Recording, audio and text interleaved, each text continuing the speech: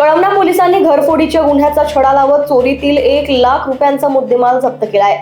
फिर्यादी कुटुंबासह लग्नासाठी बाहेर गेल्याचा फायदा घेत अज्ञात चोरट्यांनी घराचे कुलूप तोडून सोन्या चांदीचे दागिने, लॅपटॉप, कॅमेरा आणि रोख रक्कम लंपास केली होती। गुन्ह्याचा तपास करताना पोलिसांनी परिसरातील 10 ते 15 सीसीटीव्ही फुटेजची बारकाईने तपासणी केली।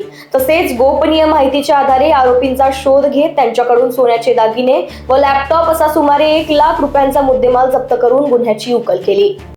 दिनांक 23 जून ते 24 जूनच्या रात्री दरम्यान फिर्यादी राजीव केशवराव बुटके यांच्या घरी राहणार ओमसाई नगर यांच्या घरी घरफोडी झाली होती आणि सोन्या चांदीचे दागिने आणि लॅपटॉप असा मुद्देमाल चोरीस गेलेला होता। सदर गुन्ह्याच्या तपासादरम्यान आमचे डीबी पथक त्या आरोपीचा शोध घेत असताना त्यांनी सीसीटीव्ही फुटेज आणि गोपनीय माहितीच्या आधारे आरोपी सुमित गणपत मेश्राम व 19 वर्ष राहणार पोस्ट जरीपटका आणि ध्रुव राजेश बिरबल राहणार 3 खंबा चौक पोलीस ठाणे तहसील यांना ताब्यात घेऊन त्यांच्या ताब्यातून सोन्याचे दागिने तसेच लॅपटॉप असा एकूण 1 लाख रुपयाचा मुद्देमाल जप्त केला आणि गुन्हा उघडकीस आणला।